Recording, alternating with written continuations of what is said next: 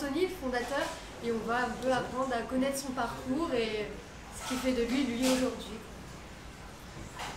Bonjour. Salut, alors moi c'est Anthony Giordano, j'ai 29 ans, je suis originaire du sud de la France, une petite ville qui s'appelle Toulon, une petite grande ville qui s'appelle Toulon. Je viens d'une famille en fait où on est poissonnier de père en fils, voilà, depuis 5-6 générations maintenant. Donc ça a toujours été dans la famille, on a toujours été dans le poisson, que ce soit pêcheur ou poissonnier. Et moi j'ai grandi dans cet environnement-là, donc je travaillais depuis tout petit avec mes parents dans la poissonnerie. J'étais amené à voir ma mère cuisiner le poisson sous toutes ses formes. Donc j'ai vraiment vécu le poisson pendant mes 20 premières années. Ce qui forcément a développé un peu cette envie en moi d'entreprendre dans ce même milieu, puisque au final j'ai connu que ça et on est bon dans ce qu'on connaît vraiment bien.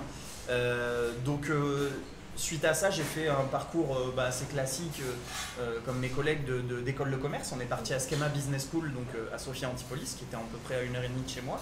Je ne pouvais pas trop quitter ma région encore. Et bien sûr, je suis allé dans cette école avec cette idée de développer quelque chose dans le poisson, puisque pour moi, le poisson, comme je le connaissais, le monde autour de moi ne le connaissait pas. C'est-à-dire cette possibilité de découvrir le poisson à travers ses goûts, ses textures, différentes recettes, c'est ça qui vraiment, moi, me tenait à cœur. Je voulais vraiment que les gens connaissent le poisson dans son ensemble. Donc je pars de cette école avec cette idée dans la tête de faire quelque chose dans la street food et dans le poisson, puisqu'actuellement personne n'en fait. Il n'y avait pas d'acteur majeur sur ce marché-là.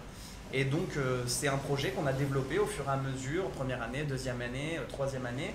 On a fait un master entrepreneuriat où du coup j'en ai profité pour travailler avec Alexandre, Ava et Charles sur ce projet. En fait, on s'est associés directement en cette dernière année pour bosser ce projet qui est devenu par la suite Père et Fiche avec toutes les valeurs qu'on connaît aujourd'hui.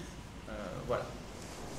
Du coup, tu as toujours connu la mer. Votre équipe, elle s'est formée dans des villes où la mer est présente. Le poisson est beaucoup plus réputé aussi. Et pourquoi avoir choisi Paris et s'être installé ici du coup tu sais déjà, c'est un peu des clichés de dire que, c'est pas ta faute, je veux dire tout le monde a cette idée-là, c'est un peu des clichés de se dire que dans le sud c'est poisson, puis dans le nord c'est poisson aussi, mais qu'au centre de la France non. Figure-toi que les plus gros consommateurs de poissons en France, c'est la région Île-de-France. C'est là où on consomme le plus de poissons en France. Voilà. Et il y a d'excellents poissonniers, des professionnels qu'on ne retrouve pas dans le reste de la France à Paris. Donc, voilà pourquoi aussi déjà la volonté d'être à Paris, parce qu'on sait que ça consomme du poisson et parce qu'on sait aussi que c'est la capitale et que pour commencer forcément un concept sympathique où les médias vont s'intéresser à toi, où on va pouvoir parler de toi et faire du bouche à oreille, Paris c'est quand même la ville emblématique. Maintenant ça ne veut pas dire que nous notre développement on veut le faire à Paris, nous notre développement il va se faire beaucoup dans le reste de la France, dans des villes d'où on vient par exemple, nous dans le sud ou dans le nord. Voilà, c'est pas une obligation de se développer à Paris, par contre c'était une volonté, oui, pour être dans un écosystème vraiment entrepreneurial, dynamique, avec une visibilité, un peu les highlights sur ton concept. Paris c'était plus facile pour commencer. Et du coup, voilà, on voit que tu as grandi dans le poisson. Ça a vraiment été tes 20 premières années où tu as appris à le connaître et où tu l'as vécu grâce à ta famille du coup. Ouais.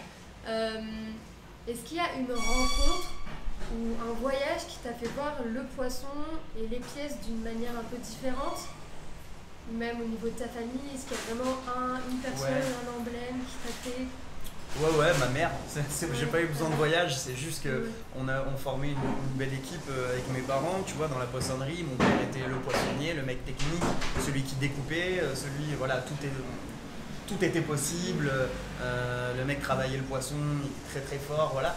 Et puis il y avait ma mère de l'autre côté qui était là et qui pouvait passer par exemple 20 minutes, 30 minutes avec un client juste en lui expliquant quelle recette il peut faire avec tel poisson parce que comme ça va être mieux comme ça, etc. Et donc ce qui fait qu'il y a eu une vraie connaissance du poisson à mon niveau. J'ai vraiment appris le côté technique, le côté poisson avec mon père en le regardant faire et puis le côté en même temps culinaire en fait, le côté vraiment goût du poisson avec toutes les recettes que ma mère a pu développer pendant ces années quoi. On est passé du couscous au poisson aux pâtes sèches à l'armoricaine, enfin tu vois c'est des détails je veux dire, mais c'est vraiment ça moi qui m'a fait me dire ok le poisson à l'heure actuelle on peut en faire mais des trucs de fou, on peut en faire ce qu'on en veut quoi. Donc voilà, c'est pas vraiment un voyage, je te dis, c'est juste vraiment au contraire mon passé, ceux avec qui j'ai grandi, la manière dont je me suis élevé, c'est ça qui m'a beaucoup inspiré. Au niveau de la carte, du coup, quel est le poisson avec lequel tu as plus de facilité, avec lesquels tu préfères travailler en général, qui au niveau du goût, au niveau de la technique, comme tu nous l'expliquais? Ouais, alors ça dépend. En fait, je travaille différemment que dans ma poissonnerie familiale. C'est pas du tout le même métier. Oui, bien sûr. C'est vraiment les valeurs qui m'ont inspiré. Tu vois, cette façon de faire aimer le poisson, de découvrir le poisson, tout ça, c'est ça qui m'a inspiré. Maintenant, ici, on travaille différemment. On travaille des poissons que mes parents le faisaient pas forcément. Par contre, on a repris des recettes de famille, oui, on a remis au goût du jour, version moderne.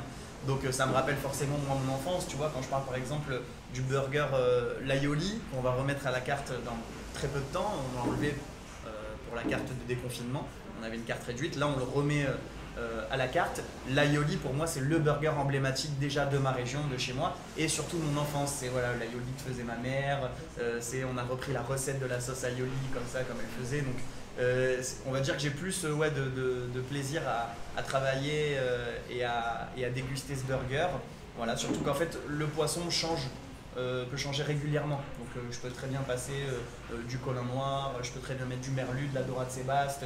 Donc j'ai pas une préférence sur les poissons qu'on travaille, ni pour les travailler, parce qu'après c'est vrai qu'on bosse avec des marailleurs qui déjà nous font un bon boulot. Donc voilà, en termes de goût et en termes vraiment de plaisir, moi je préfère, j'ai ma petite préférence pour l'aioli. Voilà. Et du coup, si tu devais conseiller aux gens qui nous écoutent une adresse pour sortir entre amis, aller manger à un bon resto, qu'est-ce que tu leur conseillerais, que ce soit sur Paris ou à l'international? À l'international, je sais pas trop, déjà sur Paris il y a de quoi faire. Oui, c'est sûr. Il y en a pas mal, moi c'est vrai que j'adore ça. Mais je vais prendre deux choses bien différentes. Moi, dans la street food, j'adore l'enseigne Street Bangkok où je vais très souvent avec mes amis. Je pense que tout le monde est d'accord sur ça. C'est vraiment pour moi les pionniers de la street food thaïlandaise sur Paris, on va dire, les plus forts. Mon petit plaisir, c'est pas loin, c'est dans le quartier. C'est un bar à tapas qui s'appelle Abuela, qui est vers Notre-Dame-de-Lorette. On a vraiment l'impression d'être dans une rue de Madrid à manger des tapas avec une équipe qui est juste exceptionnelle, avec des produits frais excellents, enfin voilà. Donc c'est mes deux petites adresses fétiches du moment. Là je pense pas forcément à d'autres, mais C'est déjà bien.